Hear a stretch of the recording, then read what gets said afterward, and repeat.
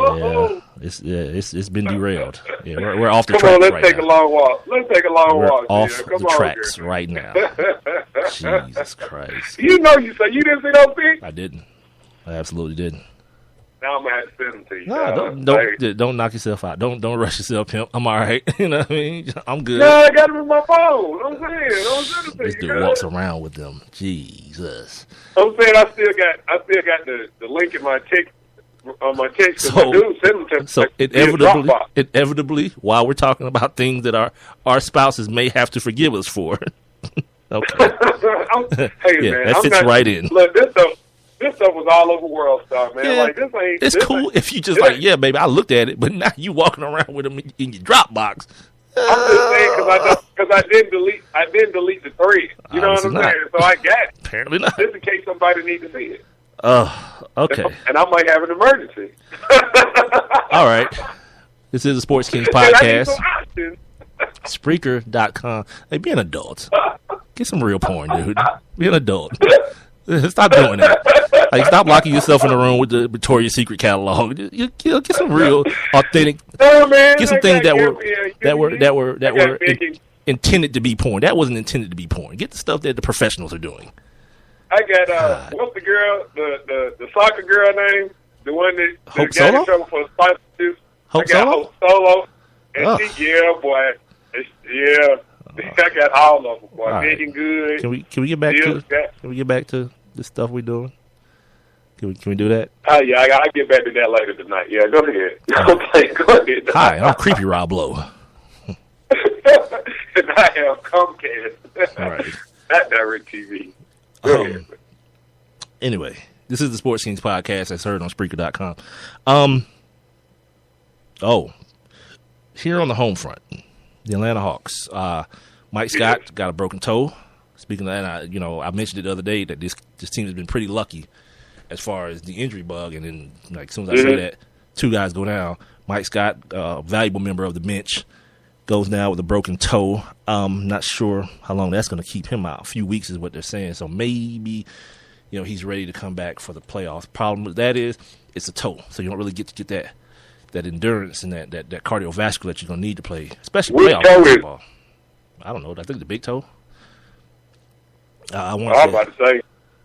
I want I thought it might have been pinky toe. But go ahead. Maybe. I'm not sure. I'm not sure exactly. He just has a broken toe, and I want to say I read it's the big toe. And then Kyle Korver got his nose That affects broken. everything. You're jumping. I mean, that toe. I mean, that toe could be. I mean, it sounds simple, but if that toe doesn't respond well, like that's not good. And the thing about breaking toes, you can't cast them. There's no cast for toes. Right. You just have to, they may splint it up or whatever, or may tape it to the other one, to the one next to it, and put you in a boot. But you can't. There is no cast for your toes, so there's not the problem. Yeah, I done broke my toe. Several times, and I ain't even go to the doctor because they can't do nothing about it. So I didn't even go. He's such a Negro. I'm like, you know what? F that. It could be a compound fracture, but I don't care. I mean, I'm just gonna let it heal crooked. Like, dude, I really broke my pinky toe on the corner of the bed one day. Of course, you had to tell everybody what that is. Everyone has done that. You didn't have to tell people what happened. You walking by and God, you just fucking. It was broken though, dude. Like it was bent in. Like I couldn't. Like it was bent in, and when I tried to move it, it was But it wasn't a compound though. But it was broke. You're ridiculous. So yeah, Kyle Korver has a broken nose, which is and he's gonna miss a game, at least a game. Like somewhere Russ is looking at this dude like, yeah, P word, you P word. Right. Yeah, I had a hole in my face. Like someone put their knee through my skull. Game later, I'm back, full force. All you do is you shoot threes. Like the odds of that happening to you again, slim to none. Come on, throw the mask on, pimp, and come on back. But it is what it is. And then two, I'll say this because I heard. Dare I say Dominique was talking about this? Nah, probably wasn't. It was Bob talking about it. Bob was talking, and Dominique was agreeing. So let's say that they were talking about how Kyle didn't get that. He didn't get that week off for the All-Star. Right, for the All-Star break, and talking about his legs kind of being out of his shot. He hadn't shot the ball very well with as much consistency as he did in the first half of the season. They were kind of, just hypothesizing about maybe it's just his legs not being there for him as far as him having to do all the All-Star festivities and things of that nature. So hopefully this is what they would call a quote-unquote blessing in disguise. And the broken nose thing, him missing a game, will help him get those legs back, man. I think Coach Bud rested him the other day. And I want to ask you about that as well. This whole thing has come up again. Steve Kerr decided he wanted to write the fans a letter like, oh, you nothing? Because he rested his players, and people said they drove from so far away to come see the team play, and Steph and them boys and Clay and those guys weren't playing because they're in the same position the Hawks are in. They're not necessarily running away with the West the way the Hawks are running away with the East, but they got a pretty firm grasp on that first place in the West. So now it's time to get into playoff mode mentally and physically. Get your guys ready. Get them rested as much as you can, because there's so many second half of the season. There's so many back-to-backs and 4-game and 5-night situations going on with these teams. Like your teams are going to need some rest. So I want to ask you, as a Hawk fan, people who don't know, Rob is a staunch fan of the Atlanta Hawks. Resting players. What is your take on that? Hey, I have absolutely no problem with it. I mean, here's the thing, man. Is that these dudes played so much basketball during the regular season. I mean, which is the reason why they're trying to even expand the schedule into July, because these dudes play a lot of basketball. And, your main guys, there's no I have absolutely no problem with resting your guys. I mean, Coach Popovich has kind of made it like a new fad now. Because, of course, that's what the Spurs have been known for, resting. But they do it periodically through the season. They don't just wait until, the end of the season to rest them. He has those guys pretty much on a schedule. Like, you go play this many games, and then you go break. Okay. Let me change the question. Because I think asking it the way I ask it is too simple. Because how many Hawks games have you been to this year? 1. Right. 2. Now, let's say this. Let's say the Hawks are about to play Golden State, and Steve Kerr and Coach Bud, for your third game of all 82 going to see this team, they decide to rest their players after you paid your money. Not somebody didn't give you the tickets. You paid your money for these tickets now. So I think I got to change the scenario a little bit, because yeah, of course, if you at home and you like, oh, whatever, I don't care. But in this scenario, we're talking about people who feel obligated to something because they've paid their money for a ticket. I'm gonna tell you this. I'm gonna tell you. All right, now, if this scenario, if this is at the end of the season, I kind of have to know. If you're a basketball fan, and just say Golden State and Atlanta was about to play next week, right, in Phillips Arena. If I'm a basketball fan, I got to kind of know that there's a chance that everybody's not going to play.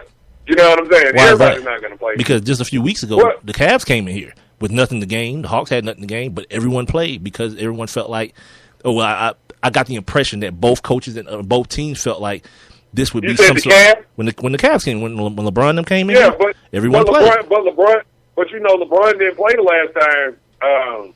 The last time they came in. No, I'm going with your scenario that it being late in the season, and you said if it were late in the season, you'd expect them not to play. I'm using that versus your scenario.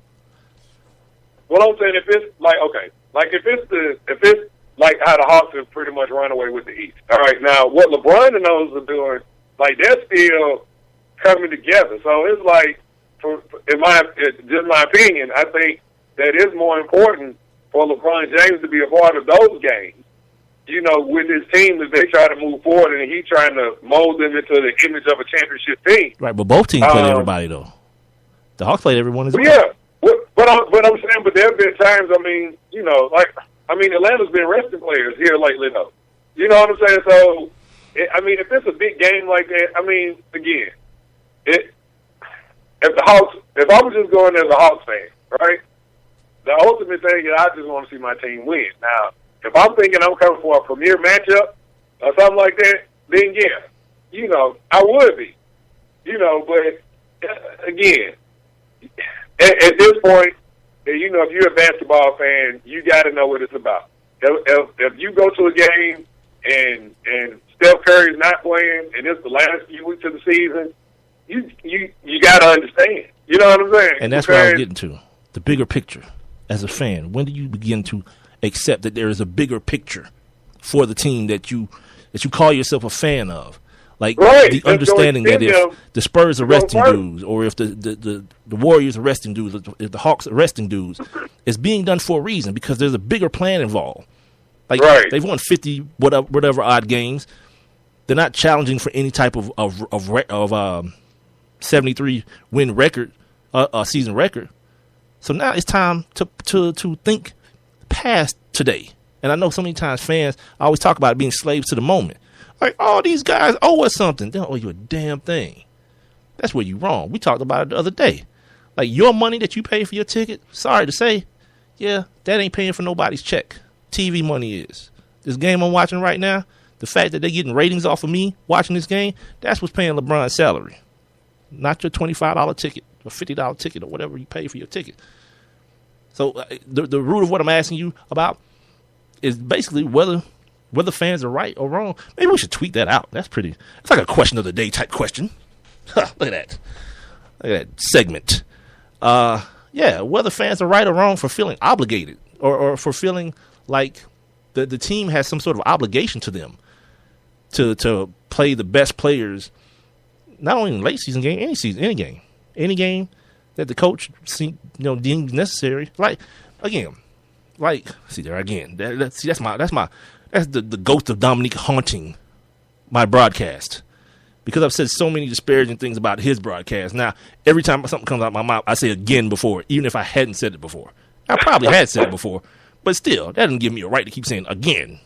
But like I said, point being, if the coach of the team you cheer for, now I'm not talking about like if we're talking about like the Sixers are playing the Lakers, and like Swaggy P needs a rest, who, by the way, didn't play because of a knee situation against the Hawks. So sorry guys, if you went to the game and didn't get to see Swaggy P. Yeah, whatever. Right. To our folks listening out in Long Beach and LA, we got 2 LA places listening, the LBC and LA. So good for us. Yeah, whatever. Maybe it's because I haven't gone to any games this year or in a while, so I'm more of like, all right, if the best players are on the court, yep, switch on over to ESPN. Speaking of ESPN. Well, but the other thing, like I said, if you got to know as a basketball fan, right? Now, if you one of these casual people that just go into the game, but if you're a real fan, like, you know that most of the time you go get your better matchups like right after Christmas. You know what I'm saying? A little bit after the All-Star break, and after that, a lot of these teams, I mean, they've started resting players. I mean, and again, it's to be able to have them at 100% going into the playoffs. I mean, like, as good as the Hawks have been, I mean, like, dude, I wouldn't be mad right now. Like, if they win tonight, because if they win tonight, they win the division. So, I wouldn't be upset if after tonight, if Coach Bud just was like, well, we might start shutting players down for a minute, like, or on certain night. I wouldn't be mad about that. Yeah, but the other thing you got to understand is that these people are still running a business as well, and if you make it that overt, yeah, people don't stop coming, especially with a team like the Hawks, who is still 19th in attendance. They need it. That means people aren't buying season tickets.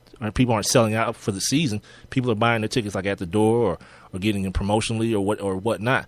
So if you start showing a pattern for doing that, it'll reflect in your attendance. And no business, no NBA business wants any part of that. You know what I mean? At the end of the day, that's why they're talking about like having Adam Silver like look into the practice of resting players. And I think that's stupid. I think that's an exercise in futility. It's basically a management situation. It's the way a coach of an NBA ball club chooses to manage his team on a night to night basis. And again, if you have one of these older teams, the Spurs, i.e., and they're playing 4 games in 5 nights because they're on the road for the rodeo or whatever that goes on in San Antonio, by all means, you know, like,